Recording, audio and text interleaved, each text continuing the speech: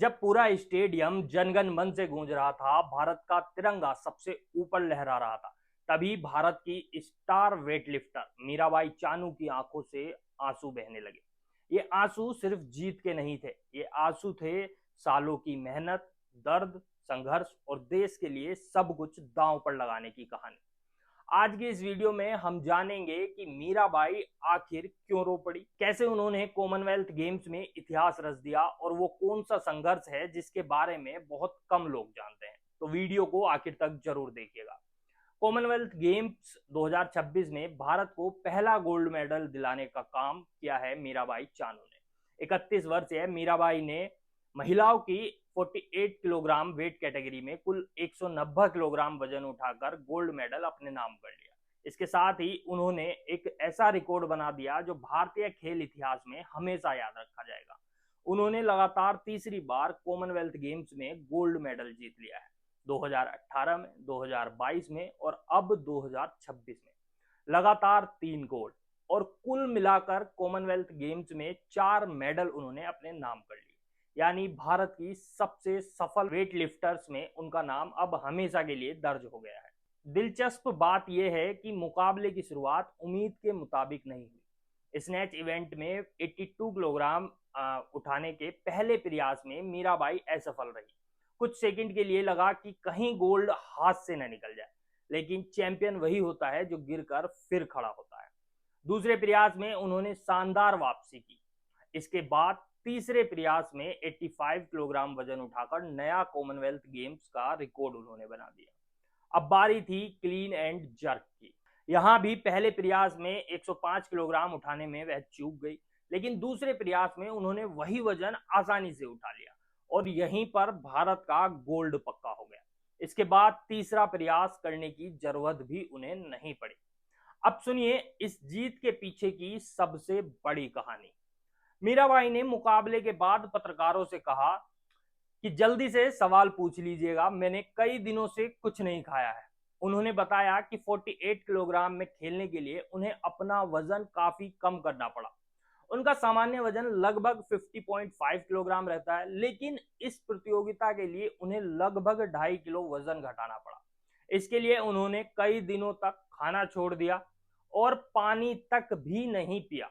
सोचिए, जिस खिलाड़ी को दुनिया का सबसे भारी वजन उठाना है, उसी खिलाड़ी के शरीर में खाने तक की ताकत नहीं थी, लेकिन फिर भी उन्होंने भारत के लिए गोल्ड जीत लिया।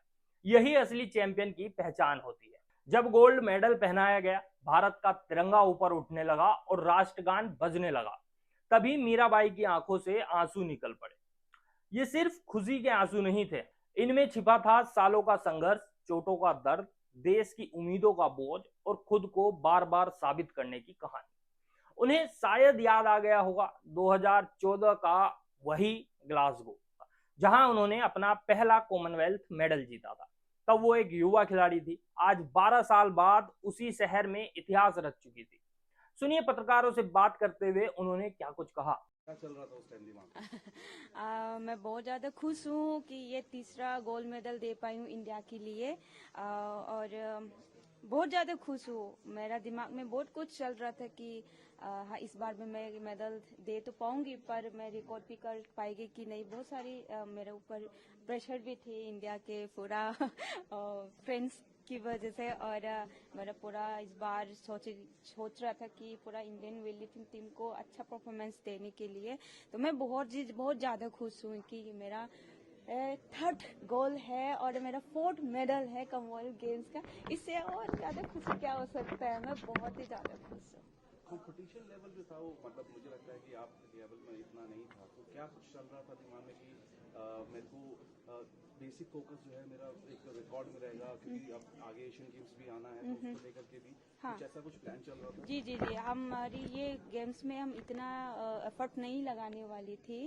पर मेरा फर्स्ट एग्जाम जो फेल हुआ था, तो मेरा गलती से मैं फेल हुई थी। तो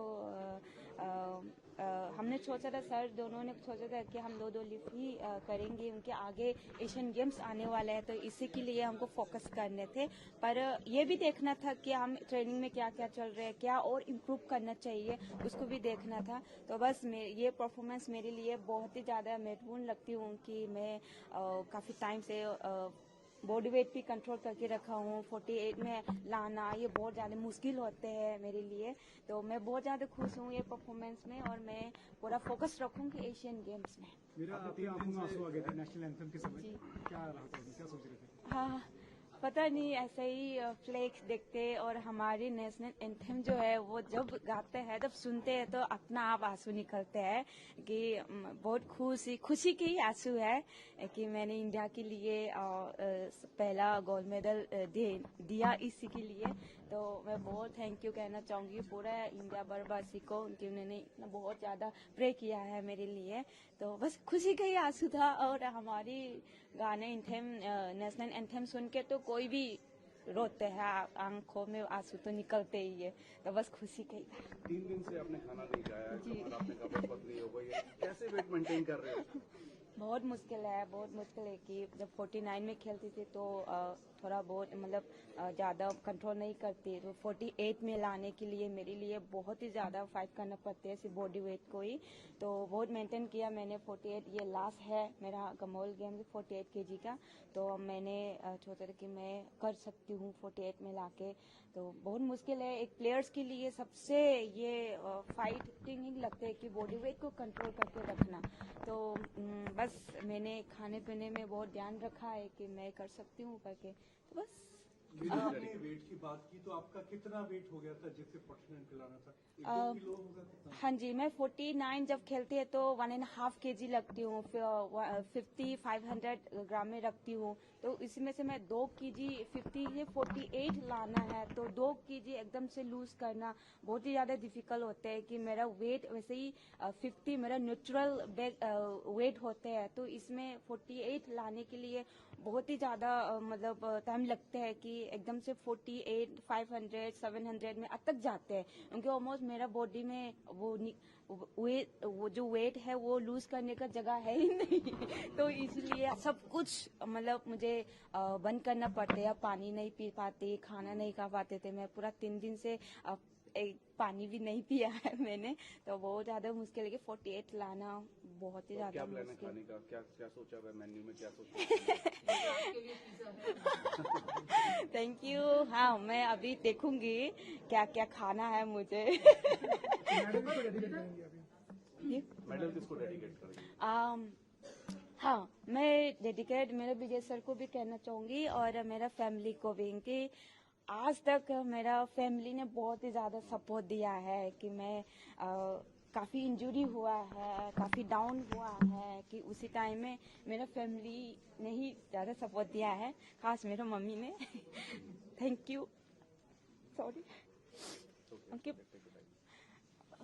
मम्मी हर टाइम बोलते रहते हैं कि आप तुम कर सकते हो, तो मैं उसी की बात मान के यहाँ तक पहुँची हूँ। और मेरा कोच जो है विजय सर, उन्होंने हर टाइम मुझे सपोर्ट दिया है।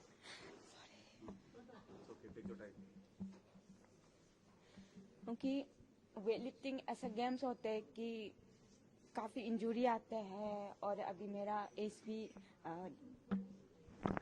की वजह से भी बहुत ज़्यादा मतलब मेहनत करना पड़ता है, तो थैंक यू सो मच। तो पहले से बहुत चीज़ों में हमको मतलब मेहनत और ध्यान रखना जरूरी होते हैं कि हमको गेम्स हो या चैंपियनशिप हो, हम कैसे परफॉर्मेंस देना है, जो हम मेरा परफॉर्मेंस है इसको मेंटेन कैसे रखना है, वो पूरा विजय सर ने मुझे हर टाइम में सपोर्ट दिया है। और कुछ चीज़ों में बहुत सारी आते हैं कि एज की वजह से या बहुत कुछ होता है प्लेयर के साथ, तो उस सब में मेंटेन करके रखना बहुत ही ज़्यादा मतलब मुश्किल होते हैं। तो ये सब मेरा विजय सर ने हर टाइम मुझे खाने से लेके रेस्ट तक का हर चीज़ सर ने संभाला है, तो मैं सर को ही थैंक यू बोलना चाहूँगी। और मेरा फेडरेशन सहदेव सर ने हर टाइम मुझे क्या चाहिए और क्या कमी है, क्या और मुझे हेल्प करना है, वो सब हर टाइम बोलते रहते हैं, तो ये मेरे लिए बहुत ही बड़ी बात होती है। तो उनकी वजह से ही मैं आज तक आप लोग के सामने में खड़े हो पाई हूँ और इंडिया के लिए भी गोल्ड मेडल दे पाई हूँ मैं। Very good. अच्छा, बस एक महीना रह गया अब एशियन गेम्स के लिए, तो कितना टाइम तो कम है, लेकिन फिर भी किस तरह की तैयारी अब आगे रहेगी और कैसे वेट को मेंटेन करके रखना होगा? अभी एशियन गेम्स 49 में खेलना है मुझे, तो थोड़ा बहुत मुझे रिलैक्स मिल जाएगा कि बॉडी वेट को ज़्यादा कंट्रोल नहीं कर पाएगी, पर ऐसे ही मुझे कंट्रोल करके रखना है। तो वेट के तो मतलब पूछो मत, मैं बहुत ज़्यादा डिफिकल्ट होती हूँ, पर मैं करूँगी इंडिया के लिए और वेट लिफ्टिंग के लिए मैं जो भी मैं कर सकती हूँ करूँगी। सबसे ज़्यादा मुझे फोकस रही है एशियन गेम्स में। मेरा सब मेडल है मेरे पास, एशियन गेम्स का मेरा पास मेडल नहीं है, तो मैं इस बार पूरा कोशिश करूंगी मेरी तरफ से मैं एशियन गेम्स में इंडिया के लिए एक मेडल जरूर लाने के लिए। मेरा फिटनेस लेवल कितना है? 100% है? कुछ निगल हाँ, मैं 100% बोल सकते हैं कि मैं पूरा रिकवर हूँ। इंजरी भी छोटा मोटा चीज़ तो होते रहते हैं, पर वो पूरा रिकवर है। इंजरी अभी फिलहाल नहीं है मेरा पास, तो मैं पूरा और फोकस करूंगी कि ट्रेनिंग में और टेक्निक में क्या क्या और चेंजेस करना है इस एशिया गेम्स के लिए। तो अभी तक मेरा सब मतलब रिकवर्ड है। Thank you. Thank you. एक बार वो शो कर देना। एक बार हट जाना, हट जाइए प्लीज, प्लीज हट जाओ, प्लीज हट जाओ।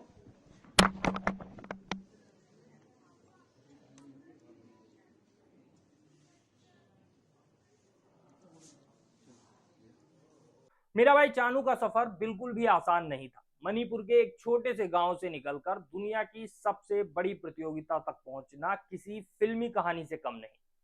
बीच में चोटें भी आई, हार भी मिली, लोगों ने सवाल भी उठाए, लेकिन उन्होंने कभी भी हार नहीं मानी। टोक्यो ओलंपिक में सिल्वर, विश्व चैंपियन में गोल्ड और अब कॉमनवेल्थ गेम्स में लगातार तीसरा गोल्ड। यही वजह है कि आज उन्हें भारत की महानतम महिला खिलाड़ियों में गिना जाता है। मीराबाई चानू की जीत के साथ ही भारत की झोली में पहला गोल्ड आया है। इसी दिन वेट लिफ्टर ऋषिकांत सिंह ने भी शानदार प्रदर्शन करते हुए सिल्वर मेडल जीता है। भारतीय वेट लिफ्टिंग टीम ने एक बार फिर साबित कर दिया कि इस खेल में भारत लगातार मजबूत होता जा रहा है। अब उम्मीद ये की जा रही है कि आने वाले दिनों में भारत और भी कई पदक अपने नाम कर सकता है। मीराबाई चानू की यह कहानी हमें सिर्फ गोल्ड मेडल जीतना नहीं सिखाती है, ये हमें सिखाती है कि संघर्ष कितना भी बड़ा क्यों ना हो, अगर हौसले मजबूत हों तो मंजिल जरूर मिलती है। 3 दिन भूखे रहने के बाद 190 केजी वजन उठाना और देश को गोल्ड दिलाना, ये सिर्फ एक खिलाड़ी नहीं बल्कि एक सच्चे योद्धा की पहचान है। आप मीराबाई चानू की इस ऐतिहासिक जीत पर क्या कहना चाहेंगे? क्या आपको लगता है कि उन्हें भारत के महानतम खिलाड़ियों में शामिल किया जाना चाहिए? अपनी राय कमेंट में जरूर लिखिएगा। साथ ही अगर आपको ये वीडियो पसंद आया हो तो लाइक, शेयर और चैनल को सब्सक्राइब जरूर कर दीजिएगा।